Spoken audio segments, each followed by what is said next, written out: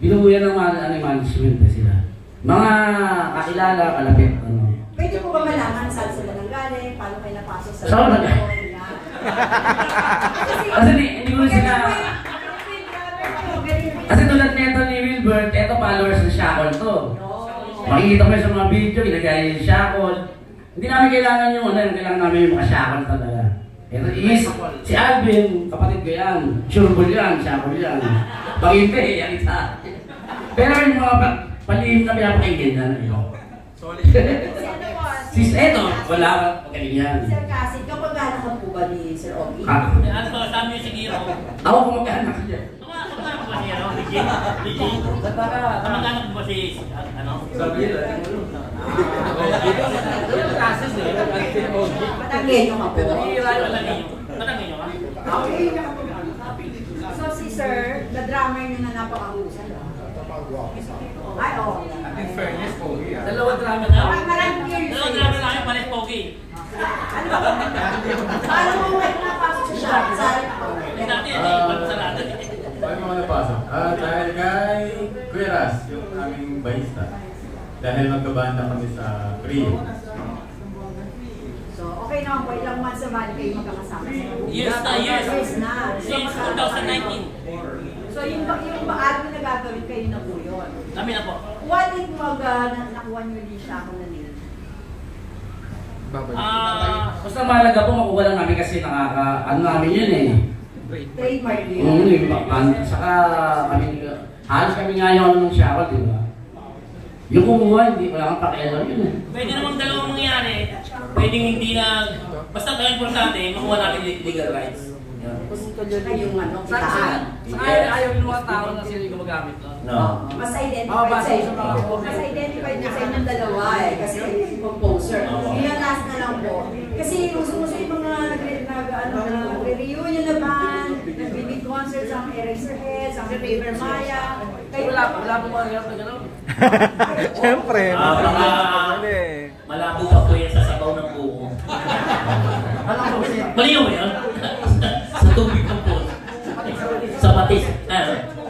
Wala po pa pong mayari yan. Parang sabaw ng pusit niya. Hindi natin malalap. Gusto niya eh. Dulog na lang tayo. Dulog na lang kami. Sabi ko totoo yun. Naka-right up yan. Ayan, naka-right pa kuya. Naka-right yan. Julie, Trixie, may question ka. For everyone. Baka sila rin, di ba? Lahat naman nagkakasal yung kaganda. Oo. Pero hindi lang siya marami. Nakikita ba kayo ever? Parang kami lang. Hindi po sa wawawi lang yun. Kasi wala, lahat sila may asawa, ako wala. Siya lang binuno. Ang asawa, kantina. For everyone, sino yung celebrity crushes niyo?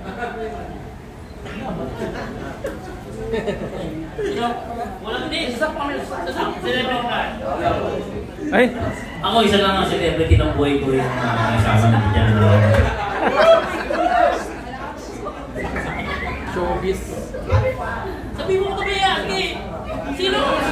Marami. Ayan. Sino yung siyempre? Catherine Bernard. Ay! May second question. Sa dami ng festivals na tinutuloy nyo, meron ba kayong unique na experience?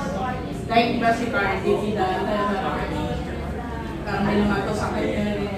Unique. It's not necessarily negative, pero unique na experience sa festivals. If wala, ano yung memorable na festival? Pero marami pong mga iba-iba, mga experience namin sa mga ganyan. Marami masaya, mga... Ako yung... ano?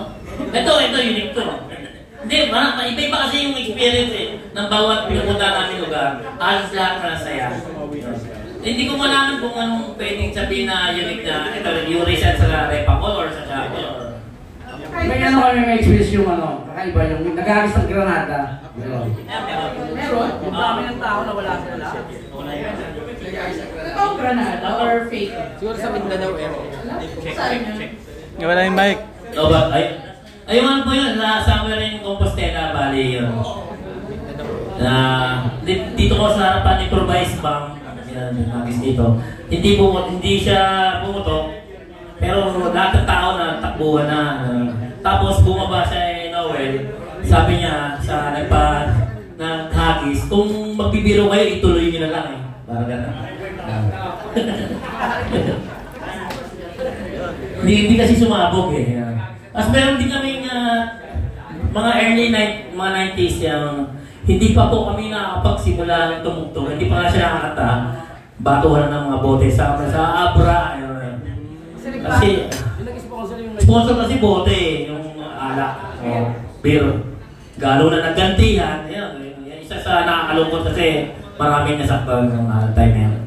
Kung pa lang kami magsimula, nag-aagin sila ng bote.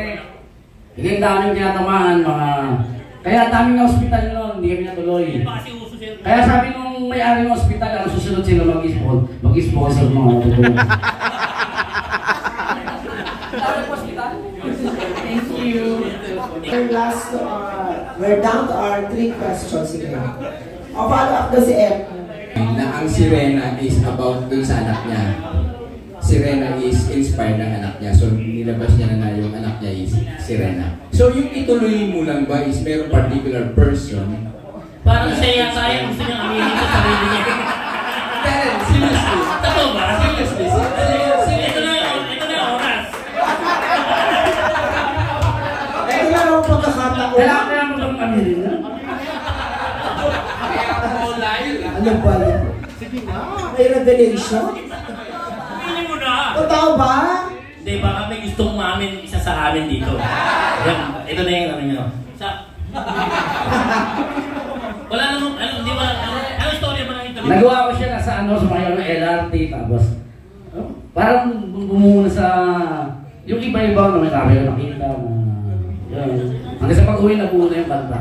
Sinulat ko yun na. Pero wala akong kung tutusin, hindi lang siya para sa mga sa lahat ng klase ng tao na may gusto na maganda naman para sa kanila, ituloy lang nila, di ba? Pero siyempre mas dun yung tungkol sa kasarian di ba? Oo, kasarian. Ganun kasi siya gumawa ng kanta, isang iglap lang, mabilis lang, buo na agad. Kadalasan pag umaandam, mas nakakabuo ka ng kanta.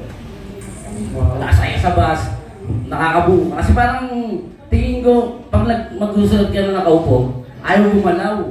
Pag umaandar ka pa, yan yata yung play, di ba? Umaandar.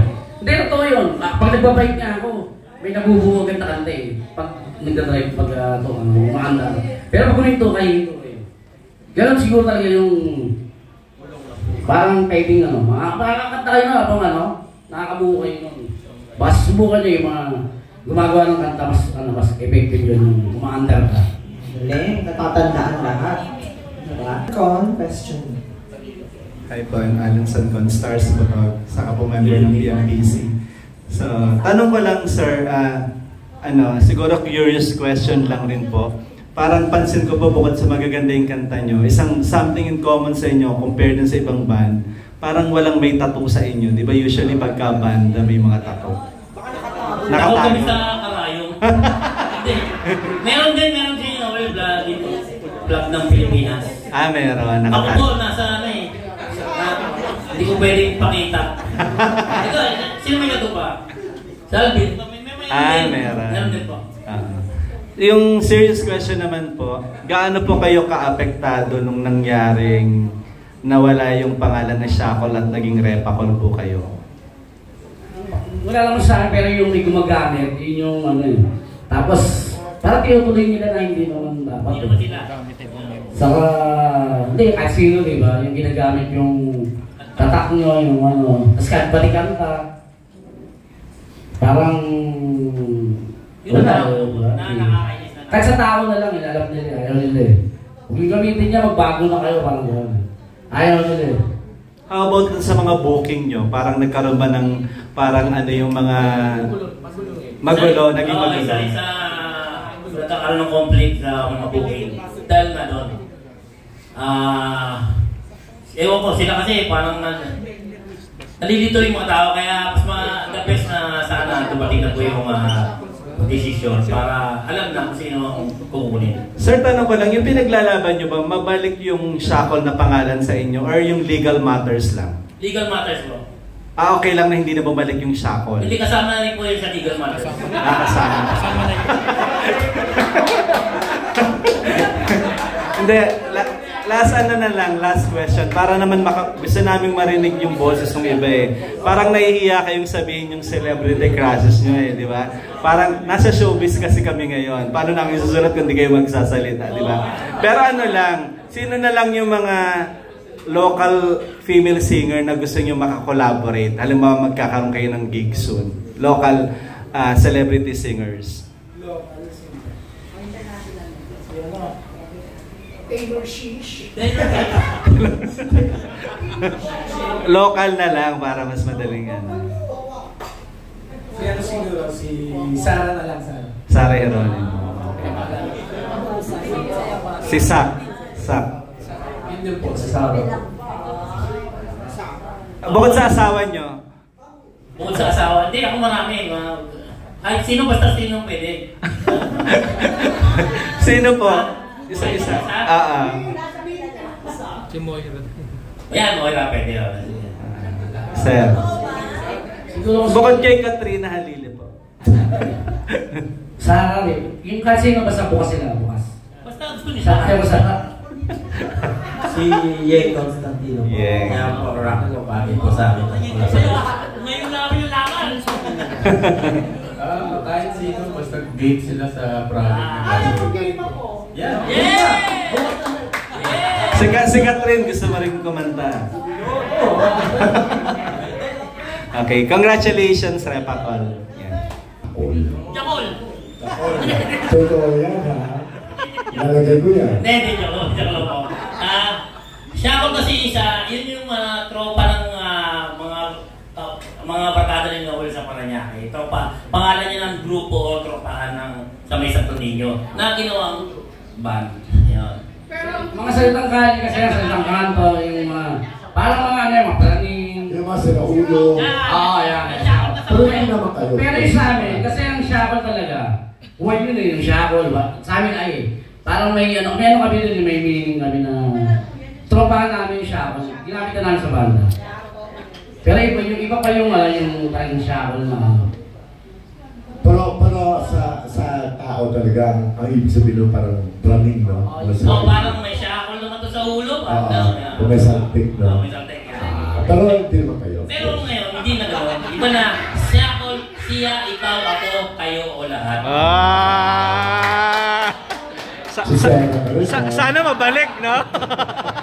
Hindi, binigyan ko na ng meaning ngayon. Salamat. Tinatanong ito sa dulo, yung drummer. Malapit na magkaroon. So wala pa. Bless you, wala pa. Thank you.